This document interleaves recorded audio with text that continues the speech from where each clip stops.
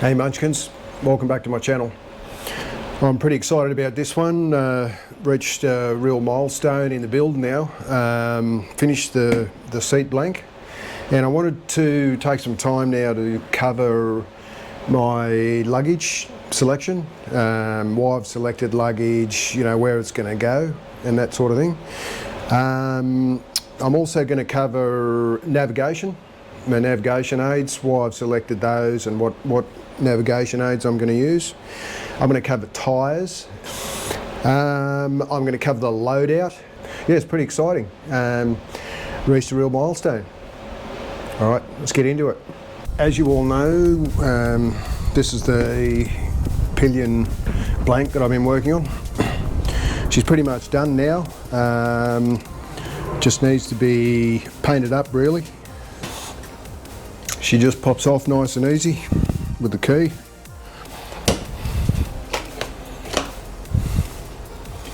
All sealed up now. So this just slots back in, locks down securely. Job done. The other thing I wanted to briefly cover was the navigation setup I'm going to use. The navigation that comes with a bike is more directed towards use on roads. Doesn't really cover the use of waypoints using map coordinates. That's going to be the Magellan Montana 700. I've ordered it. It should be here in a couple of days, and I'll probably do a video on that. Righto, this is where the rubber hits the road now, quite literally. This is the set of tyres I'm going to use for the first stage of my trek. They're a 50-50 bias tyre. They're more suited to sort of gravel roads and that sort of thing. I've already done a couple of test rides with it. They're much grippier than the OE tyres. These are the OE tyres, or OE tread rather, that came with the bike. You can see it's much more road bias. New tyre, the profile's different. So this affects the handling slightly, but it's nothing you can't get used to. You can see the different profiles of the tyres. The more off-road bias tyres got a real wall that once you get to a certain lean angle you can definitely feel when you're on the bike, but as you can see the chunkiness is going to provide much more grip than OE tyre. Righto, this is pretty exciting now, covering the luggage that I'm going to be taking. So the first lot of luggage is the group of gear that's going to sit forward over the tank, draped over the tank. I've decided to go with this option to try and keep some of the weight forward and down low to balance it out a bit. Over here's the little case I'm going to use to keep my cables and GoPro accessories in. They're actually quite heavy. Next is tyre change gear. There's a little tyre pump there, a set of levers, bead brake levers. I'm also going to take one full-size lever, tyre lever. This is my toolkit. I'm very minimalist about what I carry, but you do need to carry a minimum amount of stuff. What I'm doing is, as I work on my bike, I take that tool and put it aside in this tool roll, so I know exactly which tools I need to take. I don't take too many. Water's going to be an issue, particularly where I'm going to be travelling, so I'm going to take a minimum of 10 litres of water.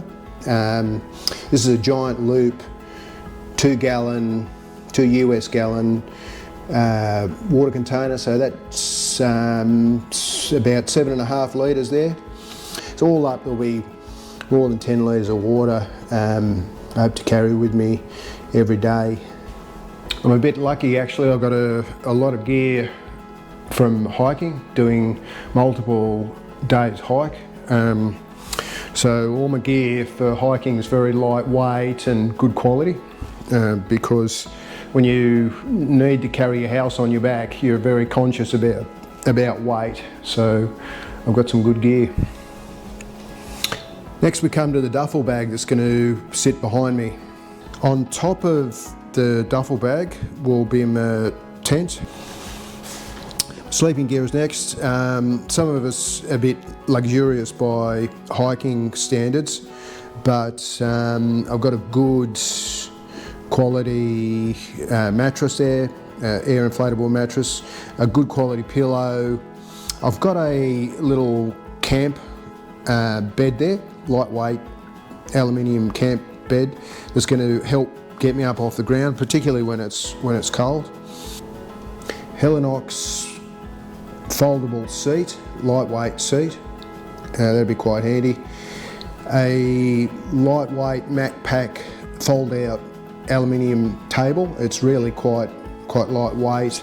I'm going to need something flat on to eat, although that's not a necessity. For editing videos, it's going to be very valuable. And a bit of foam, that's going to pack up just behind me underneath the duffel bag. And then of course the saddlebags, which will fit on the racks that I've already had fitted. Some of the heavier stuff will go in there, maybe some extra water, clothes here. I've got some cold weather clothes, you know, spare undies and that sort of thing. A pair of pants to wear around the campsite at night time. These Crocs are really good. They're good to hike with. I can't find the other one at the moment, but hopefully in the next 6 months I'll find the other one. They're very lightweight. They're good for going through water too, but they're good to slip on at night time to get your boots off. This is going to be my cooking gear. This is a hangover from my hiking days. Titanium bowl, titanium spoon, knife for cutting up food, a little fry pan. It's going to be good. I'll take, you know, some meat whenever I can get hold of some meat in cryopack to take into the bush with me. Little coffee filter. I found that online. Weighs nothing. I was going to take a percolator because you can't go without coffee, but this little lightweight mesh will do the job just nicely. A cup, obviously, something to waterproof to hold your lighter in. Bit of fold out tin foil to keep the flame from blowing out on your gas burner. A little gas burner here. Good bit of kit. This is a bit of a luxury, saving me having to blow up my mattress at night time. This is a little Van Axial pump. It's volume rather than pressure, so it blows up that mattress pretty quick in about 5 or 6 seconds, which is good. Going to be good when I'm tired. Laptop cover, obviously. Take my laptop with me to edit the files. ADV Works 5 litre fuel bag. I'm going to take 10 litres on top of the 19 litres that's already in the fuel tank. This is really good quality, you know, hard wearing fuel bag. So that'll go, all that stuff there will go into the saddlebags. Finally, I'm going to take another 5 litres, or the last of the two 5 litre lots will go on the rack that I've yet to build under the back of my bike.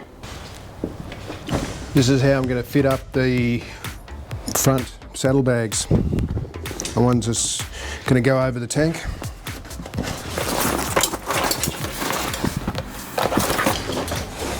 Like I said, they're not designed for this bike, but the shape, as you can see, the shape sits almost perfectly nestled in just below the tank and just above the cylinders on each side.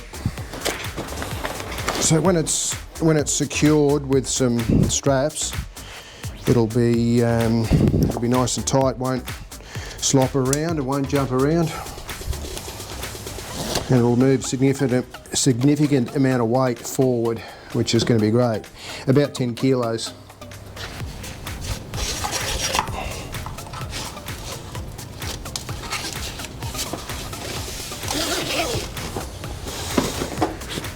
This is the sort of profile they'll sit at,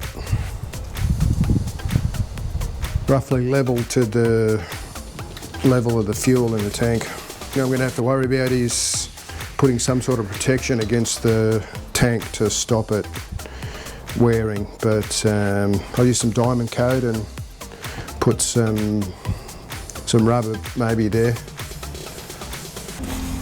Next is the OE tank bag.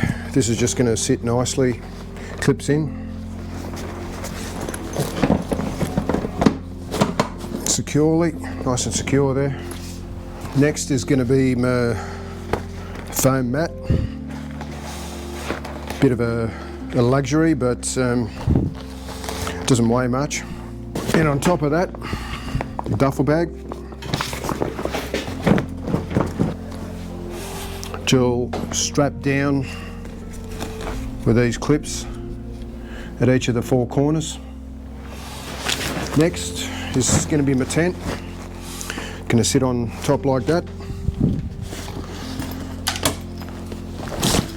with the duffel bag straps over the top.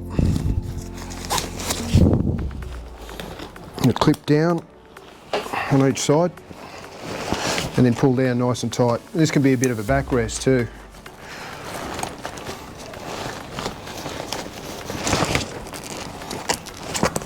When this is all pulled down nice and tight with the side straps, it's going to sit a lot lower. It'll sit down about there. And this goes over the top to keep the dust out.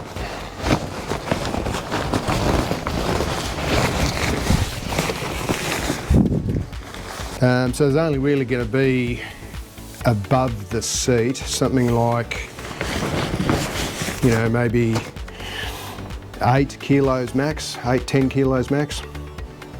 The fuel will add to that, but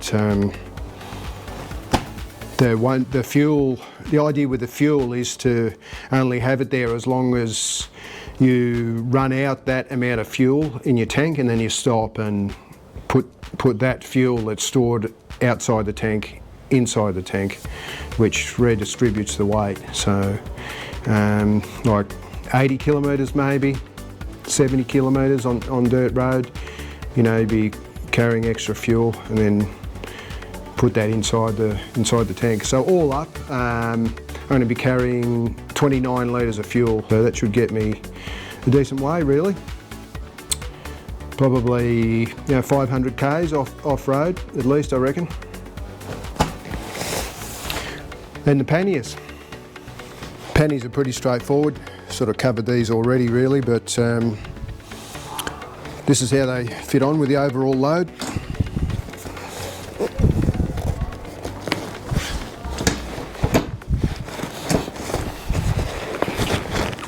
And there we go, she's loaded up. Pretty much as is, I'm gonna take it. It looks like a lot, but it's more bulk than anything. The weight's pretty well distributed. Right, that's pretty much it. All stacked up, ready to go. The only thing I haven't covered is the extra luggage rack that I'm going to fabricate to come back to about here. Fabricate that up out of some tube steel. And really the purpose of that is to hold this extra fuel bladder, the last 5 litres, on the back of the bike, because you want your fuel stored as far away from the human as possible, right? So if you come off, it bursts, and it shouldn't burst because it's a really good quality double skin bag, but if it does, all the fuel stays behind the rider. So when this has not got fuel in it, when it's empty, it'll be folded up and just stored away in one of these bags somewhere. And that means that this luggage can sit flatter. I can spread the rest of the luggage out a bit. So yeah, in a nutshell, that's it. Time to start testing.